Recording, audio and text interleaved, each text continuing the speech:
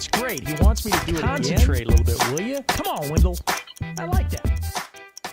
With last night's game, every Big 12 basketball team officially has a conference game under their belt. Wendell Barnhouse has the recap from Norman. After 4 close non-conference games to tough opponents, maybe the best thing for Kansas is the start of Big 12 play.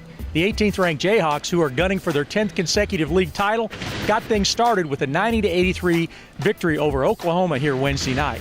KU has now won 23 consecutive conference openers. The last loss came right here against the Sooners in 1991.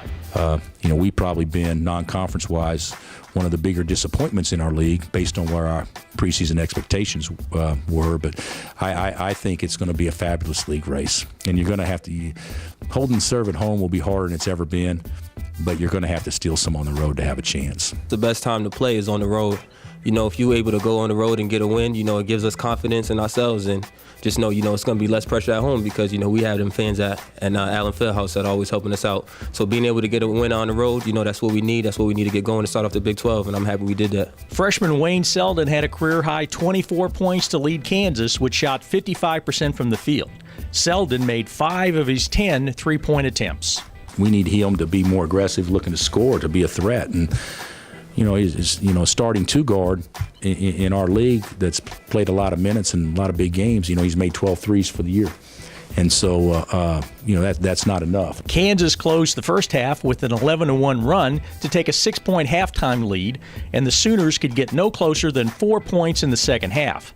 Sophomore Perry Ellis had 22 points and 11 rebounds as the Jayhawks had a 36-22 rebounding edge. Oklahoma's Cameron Clark tied his career high with 32 points, but that wasn't enough to get the Sooners the victory. Very frustrating, we just got to get back to the drawing board. It all starts on defense. Defense wins games, and we just got to come together as a group and figure what it is we're not doing and get better at. Reporting from Norman, Oklahoma for the Big 12 Digital Network, I'm Wendell Barnhouse. Also in men's action Wednesday night, Oklahoma State got their first Big 12 victory with an 87-74 victory over Texas in Stillwater. Sophomore Marcus Smart stuffed the stat sheet with 24 points, 11 rebounds, 6 steals, and 5 assists. Markel Brown scored a game-high 27 for the 11th-ranked Cowboys.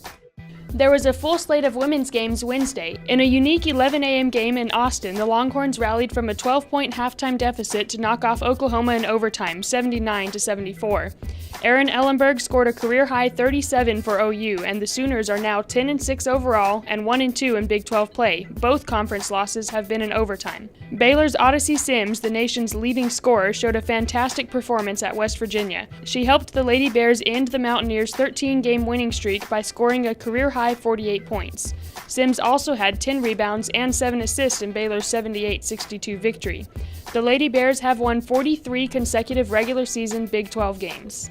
TCU rallied from an 11-point deficit in the final 5 minutes to stun Kansas, 52-50. Junior Danielle Bro, a transfer from Kansas, had a team-high 14 points and scored 10 consecutive points during the Horned Frogs rally. Number 11 Iowa State continued its school record start with a 74-48 victory over Texas Tech. The Cyclones are now 14-0. And number 15 Oklahoma State bounced back from its first loss with a hard-fought 58-51 victory at Kansas State. For Wendell Barnhouse, I'm Rhiannon Rowley with the Big 12 Digital Network.